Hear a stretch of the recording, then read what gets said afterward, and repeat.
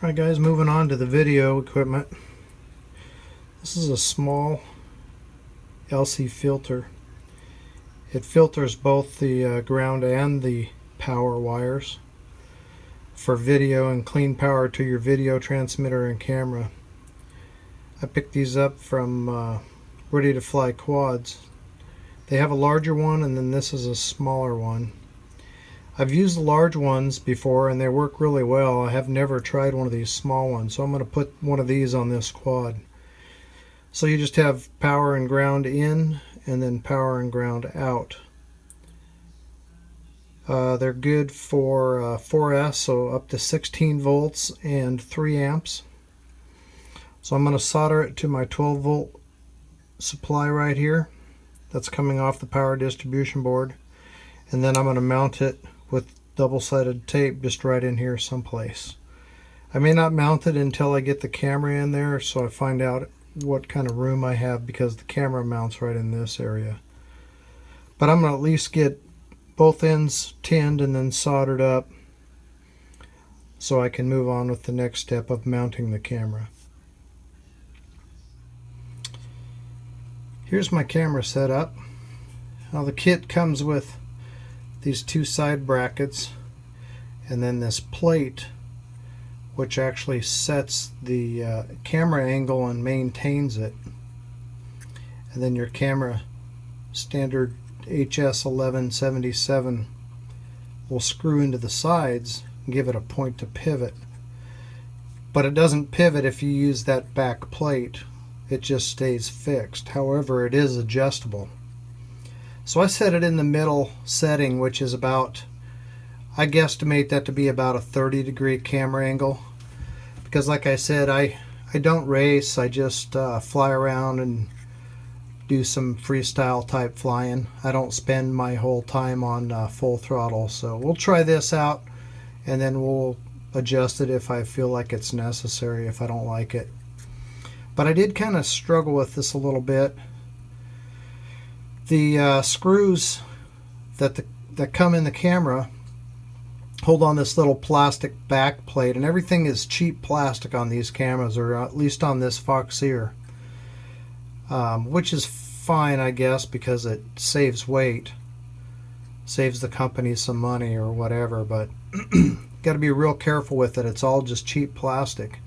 So I pulled the screws out, tried to fit this plate on the back with the standard screws, because no screws came with this kit for mounting this bracket, and the screws were too short by about 2 millimeters. So I measured the stock screw, which came out to be about 6 millimeters, and then I dug through my miscellaneous screw bucket and found these wood screws with socket head. They're actually pretty nice screws, and cut them to 8 millimeters. So I didn't go too long and poke through this plastic case here. They were just ever so slightly a little bit larger in diameter, but just microns. I mean, it was nothing. So I thought, well, that'll go in there well and it'll hold nice and tight, and it did. It screwed in. Everything is very secure. And then the holes in these side plates were just a little bit too small in diameter for that little plastic nub that you see there. It kind of has a step on it, and you want the end piece about 1 millimeter or so to stick into the side of this hole so that these will fit together at the right width. So I just took a drill bit. What did I take? I think it was a 3/16, and from the inside of the plate, I just took by hand and wallowed that out and kind of tapered the inside of those holes until I was able to push these sides on and get them all the way into the first step. And then when I put these screws in, which do come supplied with the camera, it actually comes with spares, 2 and then 2 spares. They tightened in there really nice and firm, and I feel pretty good about it. So then I was able to fit this onto the front of the frame and determine where I wanted my LC filter, and it'll excuse me, it'll clear everything really well right there. So I just used some double-sided foam tape, 2 pieces, and stuck that to the frame,